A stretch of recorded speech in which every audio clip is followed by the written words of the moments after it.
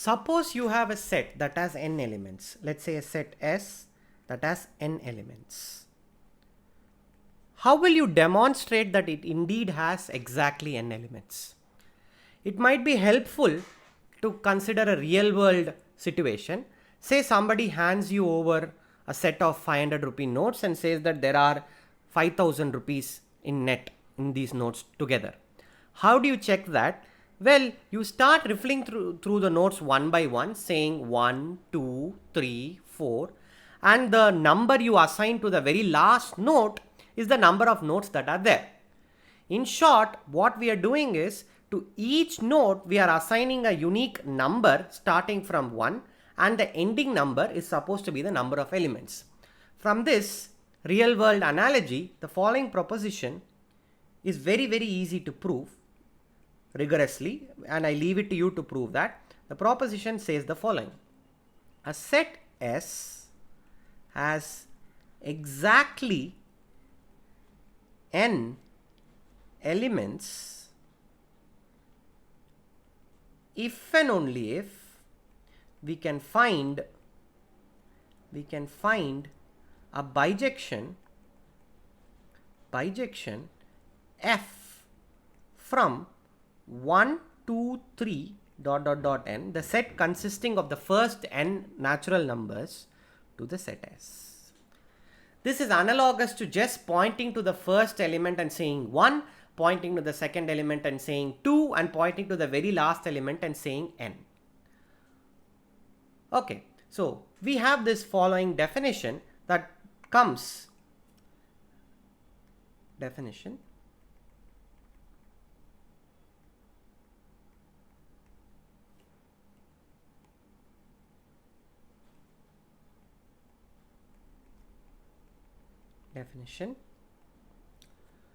A set S is said to be finite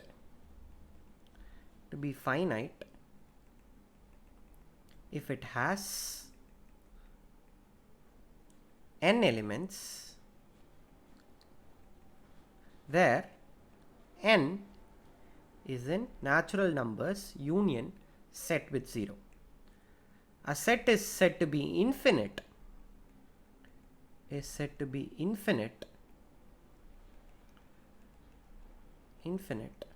otherwise. So finite sets are those that have n elements for some natural number and 0. So the empty set which has 0 elements is considered a finite set. An infinite set is one that is not finite. Now we have this easy exercise.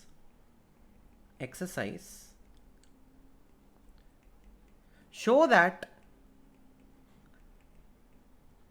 a subset of a finite set is finite. Also show that superset of an infinite set is infinite. This exercise is very straightforward. Please solve it. The next proposition that I am about to prove is also utterly obvious, but there is an idea in the proof, so I am going to present the proposition. The set n is infinite. The proof is very easy, but there is a worthwhile idea to remember. We have to show that you cannot find a bijection from any set of n elements to the natural numbers. What you do is you consider a map f from 1, 2, 3 ... n to the natural numbers. Okay, then set m to be the maximum of f of 1, f of 2, so on, f of n plus 1. Okay, then it's clear that m has no preimage.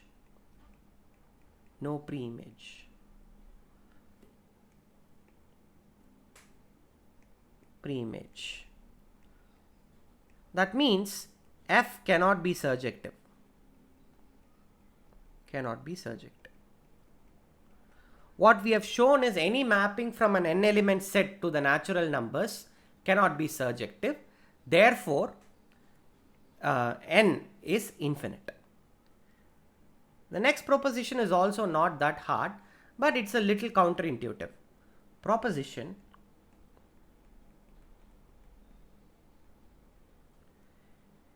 a set is infinite if and only if it contains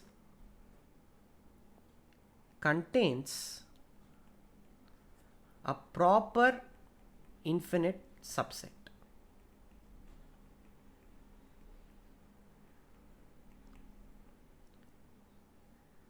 Okay, how do you prove this? Well, it's an if and only if statement. So there are two directions to prove. The fact that if a set contains a proper infinite subset, then the set itself has got to be infinite, just follows from the last exercise that I have given you, that the superset of an infinite set is always infinite. Okay. So now I will prove the other direction. I will assume, suppose S is infinite. I have to produce for you a proper infinite subset. How do I do that? Well, it's very simple. Let S1 be some element of S. Consider S minus S1. Removing one element from an infinite set is suddenly not going to make it finite. How do I prove that? Well, suppose you have a map F from 1 to n to S minus S1 that is bijective. Suppose you are able to find a map like this. Then the map F extended to, let me just call it F tilde, extended to n plus 1 to S, where it's defined as F tilde of k is equal to F of k when k is 1 to n, and F tilde of n plus 1 equal to S1. This map is clearly bijective. Okay.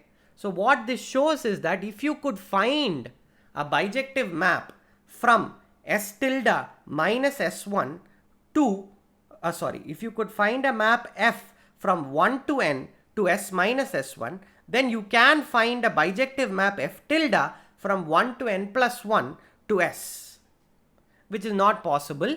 Therefore, S minus S1 is infinite as required. So infinite sets are those that have an infinite proper subset. Okay. I'll give you another exercise that immediately follows from our discussions. Exercise: show Z and Q are infinite.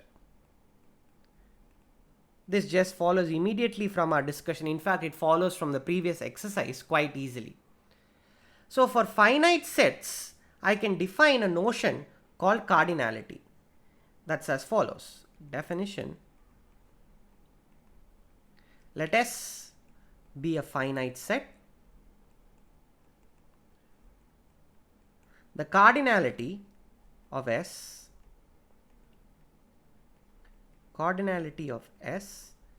is the number of elements.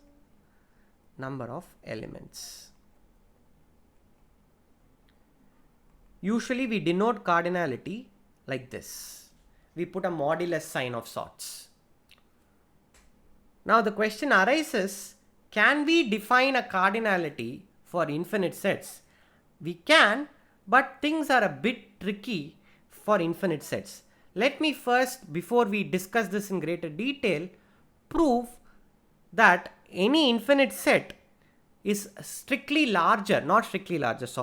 is at least as large as the natural numbers. How do we make that precise? We have the following lemma. A set S is infinite if and only if we can find an injection f from n to s. Okay. Now one part I am going to leave it to you to show that if indeed you can find an injection from the natural numbers to the set S, then the set S has to be infinite. That part I leave it to you. Now I'm going to show that an infinite set always admits an injection from the natural numbers. How do we show that? We define f inductively. How is this done? Well, you first pick an element S1 in S. It could be any element, it doesn't really matter. Then set f of S1 to be, set f of 1 to be S1. Okay. Now the set S minus S1 is infinite. That's just what we showed in the last proposition. So you can pick S2 in S set minus S1. We can pick an element S2 from the set S with S1 removed. Then set f of 2 to be S2. Okay.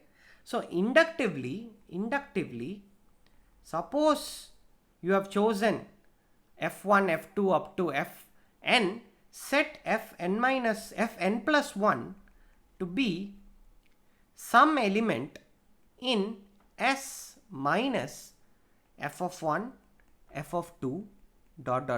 f of n. Pick any element. Okay. This gives the required injection. So inductively define the map to ensure that each stage it is injective, therefore globally also it's injective. Required map. Okay. Now we come to a mind-bending theorem. It's an important theorem. I like to call this theorem the whole is not always larger than the part. What does this theorem say? A set S is infinite if and only if it is bijective to a proper subset. Okay. So the theorem says that infinite sets are those that are in themselves bijective to a proper subset. Now we have already seen that if you remove a single element from an infinite set, you still get an infinite set. This theorem sort of extends that to a much more powerful result. Proof. Before I present the proof, let's just remark what we have to do in this set, particular theorem. We are given a set. We have no further data about that set other than the fact that it's infinite. From that, we have to manufacture a subset and a bijection. This seems like a hard task. So what we do in such situations, and it's generally a good idea to do this, is to first concentrate on a particular case, fix S to be a particular set which is infinite, and try to prove it in that case. In this scenario, in this particular theorem, what happens is that particular case itself gives you the full proof, but usually that doesn't happen. But at the very least, what happens is when you show a particular case, you get an idea of how to treat the general result. So what we will do is we will first consider n, the natural numbers. Okay. Now we have an obvious bijection G which takes n to n plus 1. Okay. This maps the natural numbers bijectively to natural numbers minus the set with one element 1. Okay. So we have managed to solve this theorem in the special case when the set is the natural numbers. Okay. How do we deal with the general case? The previous lemma gives us f from natural numbers to s an injection. We get an injection from the natural numbers n to the set S. Now what I do is I define h from S to S set minus f with 1, f of 1, the image of 1. How do I define this? I define this in the following way. H of x is defined to be equal to x if x comes from S minus the image of the natural numbers under the map f. So if f of if you take a particular x which is not in the image of the map f, just fix it, just take the identity there.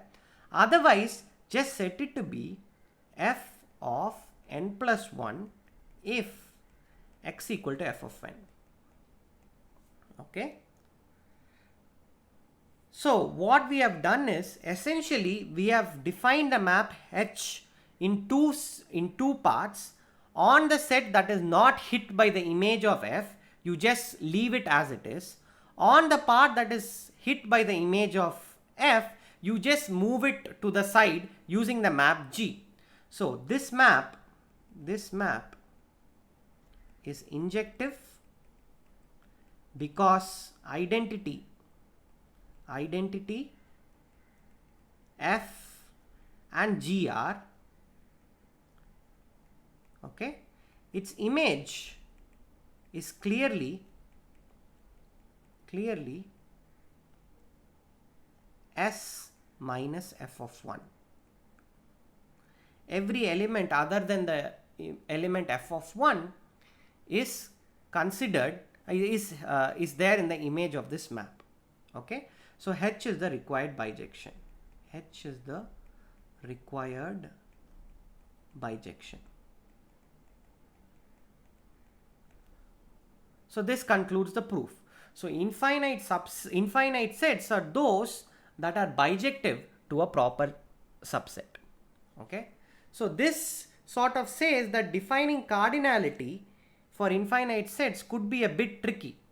Now one guess would be that all infinite sets are bijective to each other. This particular theorem might suggest that. This is not true. This was shown by Cantor. Cantor showed that there are infinite sets that are not bijective.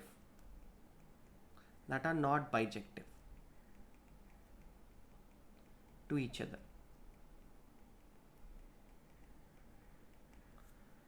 Not only did he show that, he showed that there are hierarchies, there are infinitely many different infinite sets, and that is the content of the next theorem.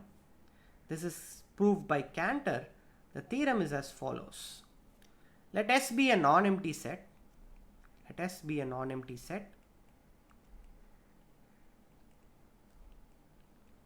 Then there does not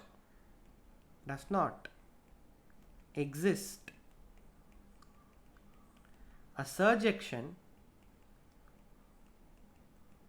from S on to power set of S. Okay. How do you prove this? The proof is an ingenious idea of Cantor. What you do is, suppose you have a map f from S to the power set of S. Okay. Now what you do is you define a special subset R of S defined as follows. R is the collection of all S in S such that S is not an element of f of S.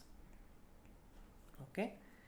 You look at all those elements in the set S that are not present in the image. That means the image does not possess the element S.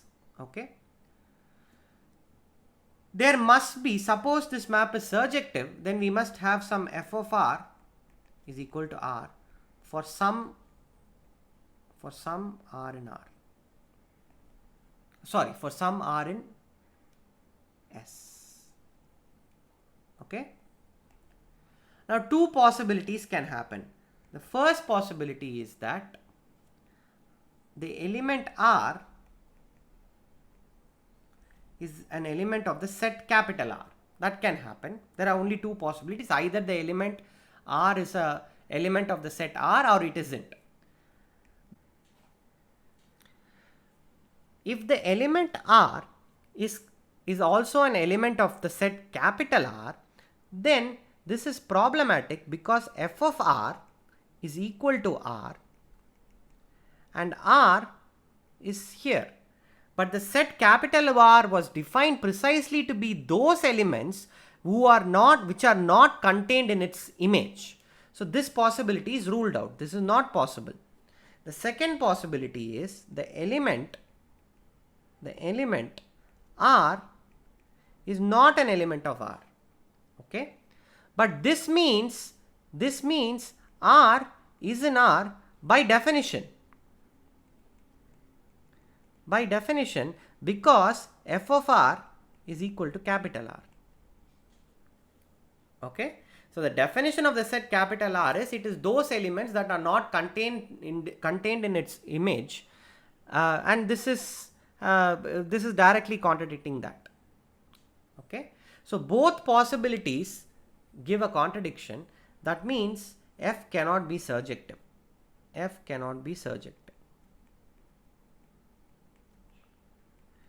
So the power set of a non-empty set is always larger than that set. The smallest infinite set,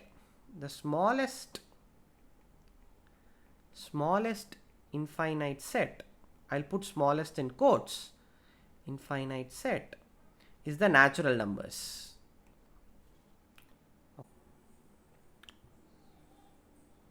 The smallest infinite set is the natural numbers. The cardinality of the natural numbers is defined to be this symbol called Aleph naught. Now to define what this is precisely will require a much deeper set theoretic machinery than what we have available. I'm just mentioning this in the passing. This is read Aleph naught, Aleph 0, and I'll try to write it correctly. It's a bit complicated to write it as it's Hebrew, I think. It's supposed to be written something like this. Okay. Now, one more definition. Any set that is finite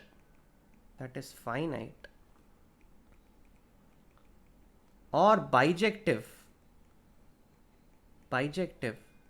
to the natural numbers is called a countable set.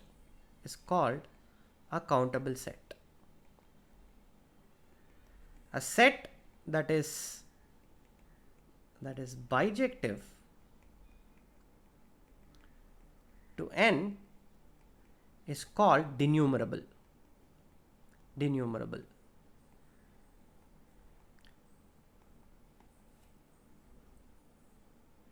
Okay. Now, denumerable sets by definition admit a bijection from the natural numbers to itself. Okay. So you can write the elements of S as f of 1, f of 2, f of 3, so on. This collection f of 1, f of 2, f of 3 will exhaust S. Why does it exhaust S? Because that's the definition. It's a bijection from natural numbers to S. Okay. Now I give you an exercise.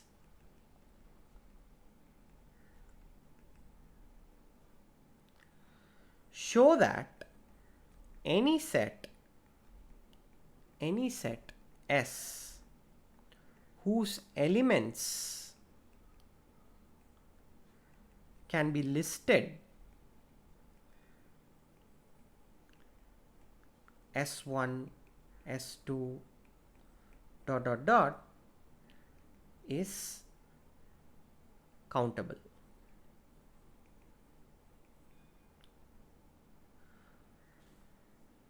Okay.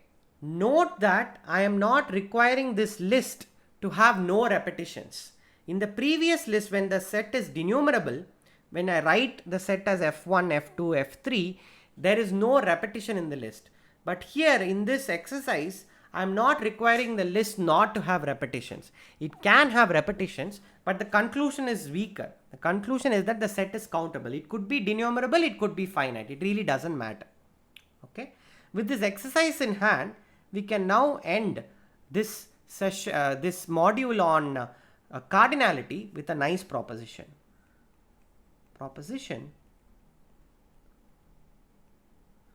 Countable union of countable sets is countable. Okay. Countable union of countable sets is countable. How do I make this precise? Well, if consider the collection of sets AI, where I is an indexing set, is a family of countable sets indexed by the countable set I. Okay.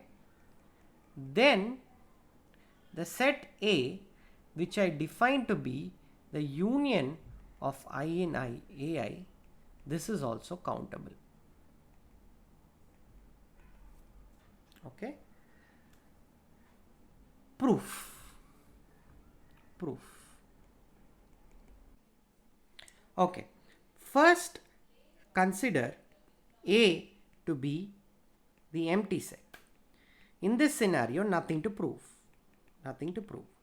So we have disposed of with the trivial case that A is the empty set.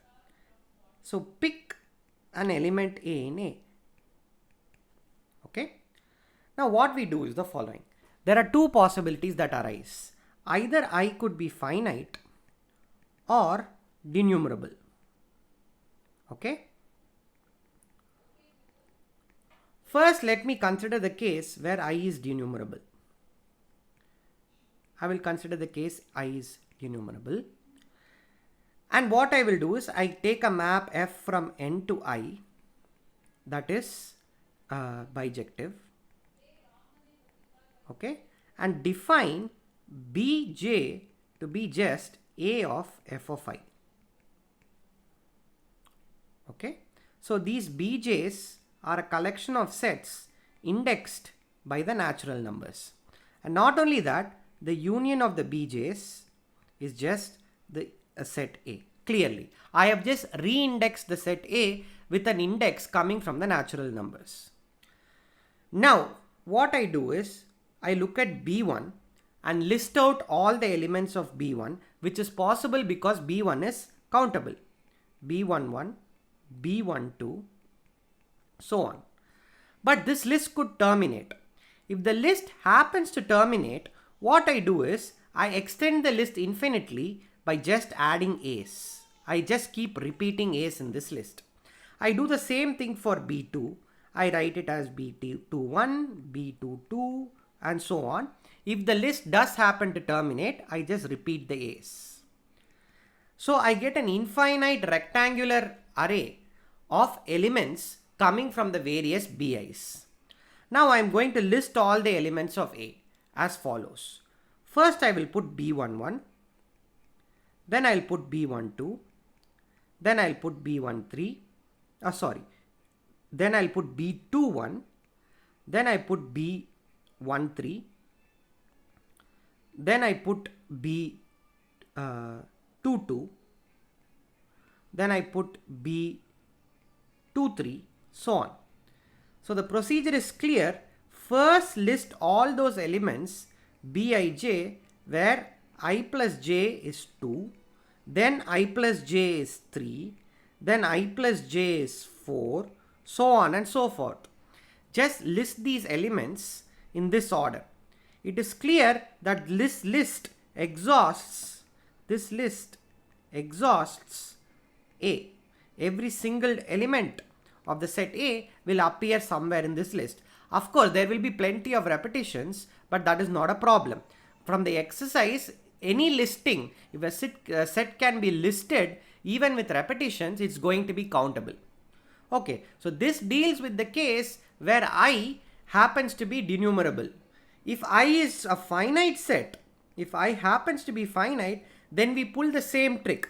We have a map f from 1 to ... n to I, bijective. So you will get the sets b1 to bn. Well, then artificially enhance this list to have bn plus 1, bn plus 2, which are all just singleton sets A. Okay? Then repeat the argument we have given above. This proves the result even in the case when I happens to be a finite set, and the previous case dealt with it when I was a denumerable set, hence we are done. I leave you with one exercise. Show that Q and Z are countable. Okay, this is a straightforward exercise from what we have shown right now. In the next week's lectures on real numbers, we will see that the set of real numbers has in fact a different cardinality than the cardinality of the natural numbers. That means you cannot find a bijection from the natural numbers to the real numbers. This is the course on real analysis, and you have just watched the module on cardinality.